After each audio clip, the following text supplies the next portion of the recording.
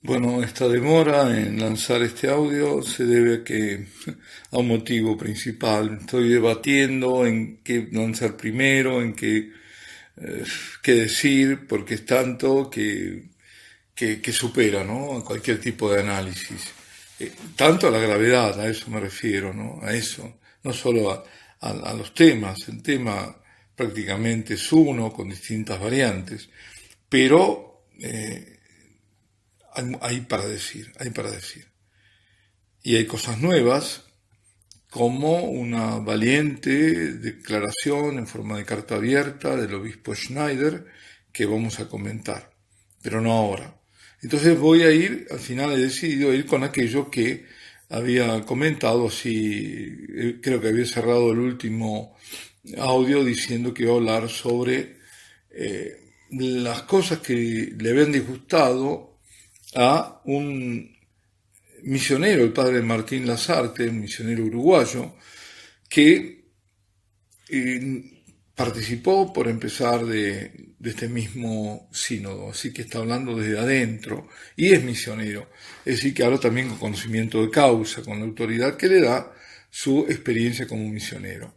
Esto está sacado, en realidad el original está en Asia News, pero lo sacó después Sandro Magister, lo resumió, es decir, tomó, solamente hizo una síntesis, y está transmitiendo estos 9 puntos que están en lo que yo tengo aquí, en el original en italiano, así que pido disculpas si se rompe un poco la fluidez de lo que voy a decir porque estoy traduciendo ahí en el momento. Bueno, vamos a ver cuáles son las cosas que no les gustó.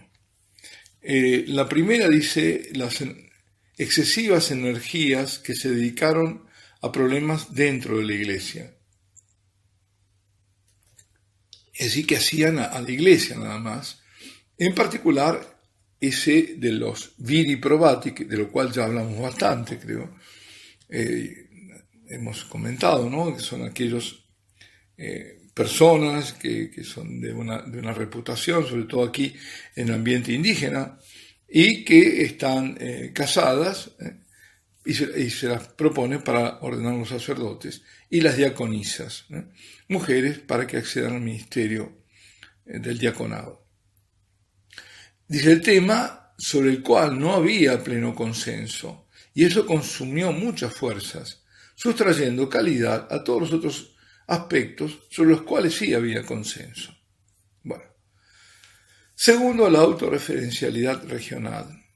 Sinodalidad con aquellos que la piensan como yo. Autonomía y pluralismo con quien la piensa diversamente, como en el caso de las iglesias hermanas de Asia, de Europa y de África.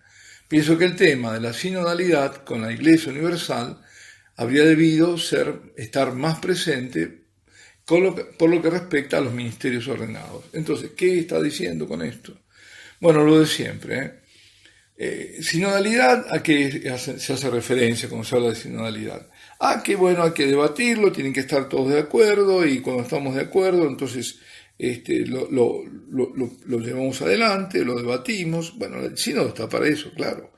El sínodo es consultivo, se debate, las distintas ponencias y después hay alguien que es el que va adelante, manda adelante, ¿no? Es decir, nunca son vinculantes, nunca son obligatorios los sínodos. Salvo ahora el que quieren hacer en Alemania, que se va a tardar, va a comenzar creo en noviembre, va a tardar como 2 años, creo. Bueno, eso es harina de otro costal. Pero el sínodo no es eso. Ellos lo llaman proceso sinodal, por otra parte, los alemanes. El sínodo es eso, es consultivo, no obliga, pero aquí hay que abrir muy bien los ojos, dadas las circunstancias.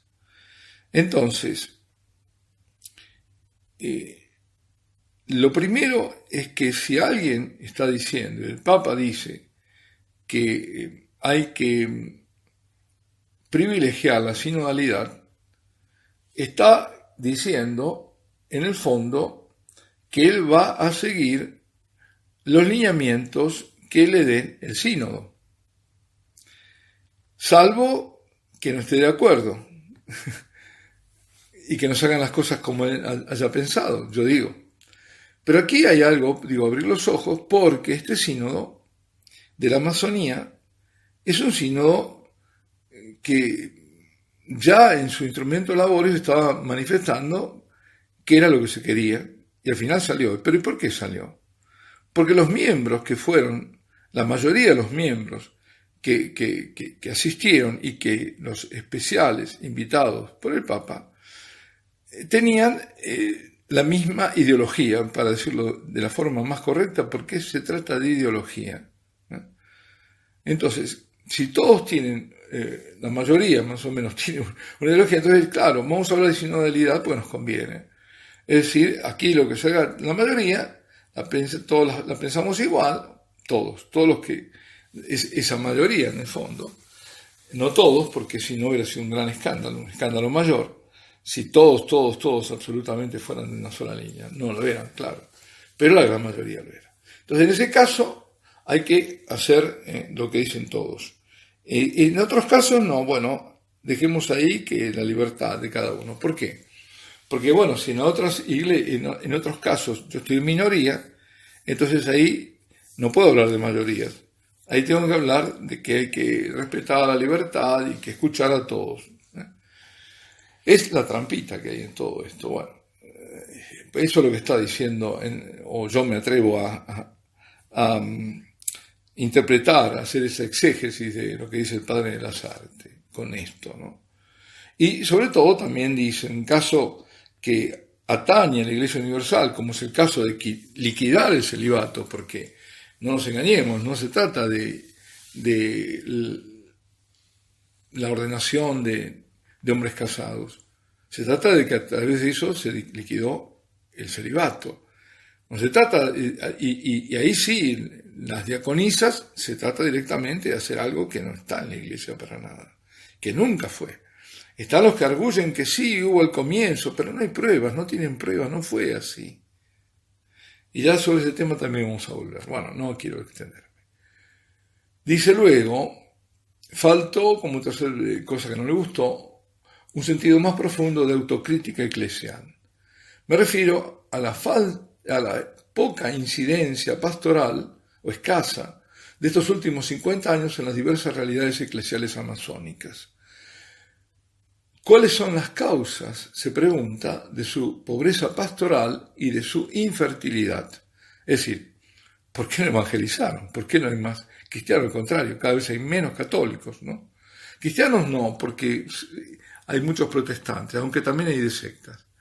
Y dice el padre Lasarte, yo creo que no han sido suficientemente tocados los temas de la ideologización social del ministerio pastoral y de la falta de un testimonio creíble, coherente y resplandeciente de santidad de los ministros.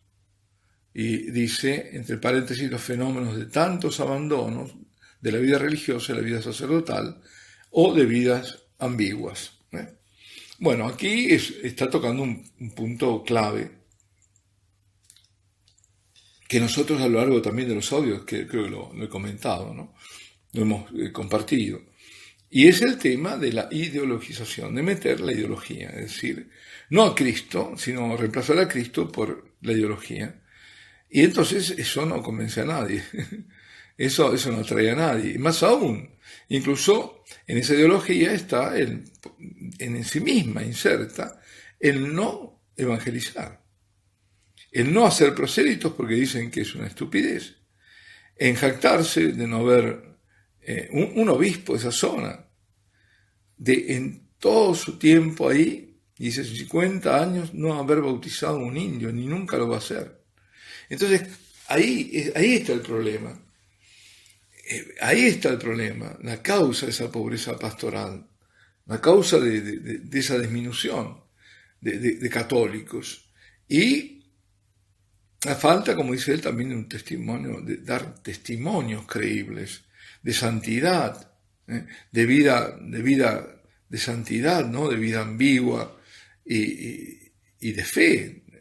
La santidad está unida, vinculada íntimamente a la fe, ¿no? Obviamente. A todo, a la fe, la esperanza, la caridad, ¿no?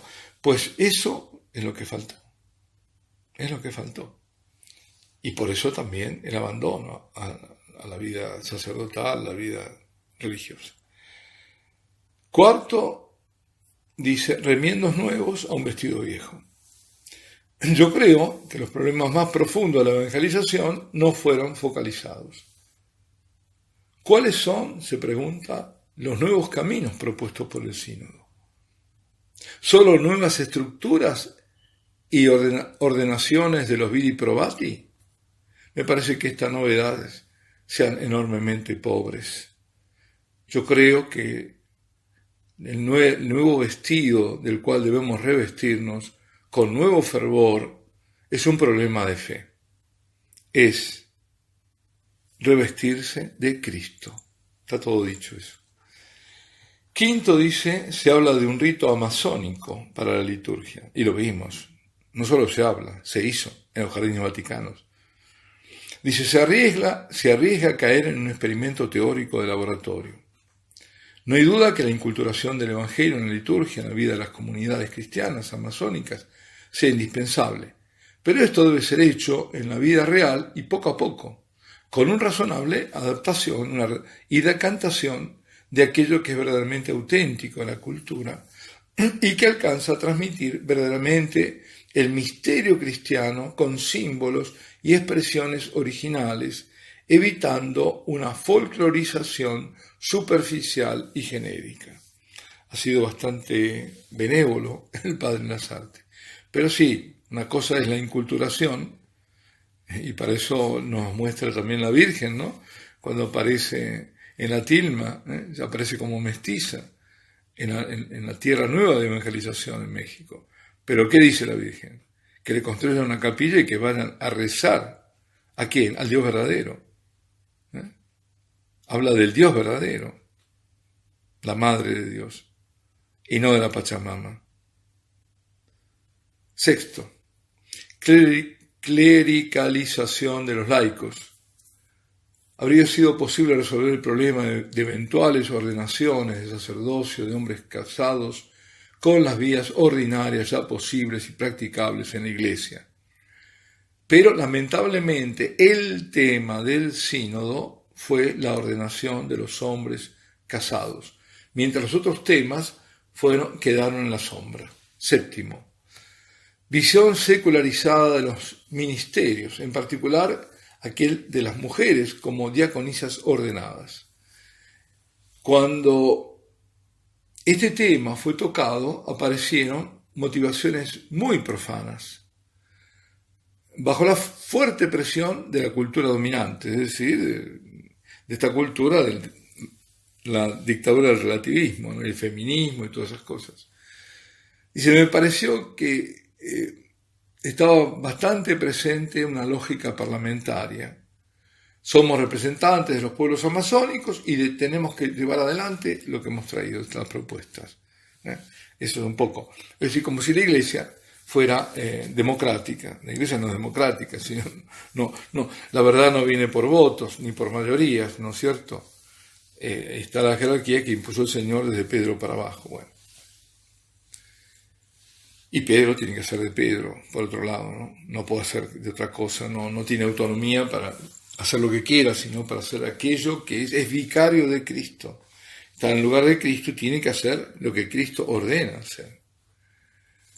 Octavo, peligro de una iglesia transformada en ONG.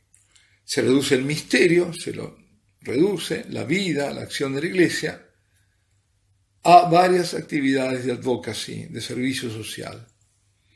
Esta reducción me parece que está muy presente en la sensibilidad de diversos participantes del sínodo. Estuvo muy presente. Y es lógico, cuando se quita la fe del medio, cuando se quita a Cristo, cuando se quita el mandato de Cristo de ir a evangelizar, de ir a bautizar, entonces, ¿en qué queda reducida la iglesia? A una ONG. Creo que habíamos comentado el caso de aquel cacique que dijo, bueno, les agradecemos mucho todas las obras que hicieron, muy bien, los pozos, las obras de saneamiento, estamos muy agradecidos, pero ahora necesitamos a Dios y nos hemos hecho protestantes, ¿no? Es así el tema. porque les hablan de Cristo, mal o bien. Noveno, la atmósfera del sínodo fue bastante serena, fraterna, respetuosa, pero al final algunos presentaron las cosas en modo más bien de división. De una parte, para ellos, ¿no?, el club fariseo, que estaría ligado a la doctrina, espantado por lo nuevo, por lo tanto, cerrado al Espíritu Santo. Y de la otra parte, los buenos, ¿no?, aquellos que escuchan el sensus fidei, es decir, lo que ellos llaman sensus fidei, que es esa intuición del pueblo sobre la fe, sin miedo, abiertos a lo nuevo y por lo tanto dóciles al Espíritu Santo. Es decir, un lado lo cerrado, ¿no?, al Espíritu, del otro lado apertura, abrámonos al Espíritu Santo. Pero, agrega en tono irónico al final, hay que admirar a un Espíritu Santo que vino así tan bien preparado y tan bien organizado. A buen entendedor, pocas palabras. Bueno, aquí sí me detengo. Alabado sea Jesucristo, sea por siempre bendito y alabado, y firmes en la oración y firmes en la reparación.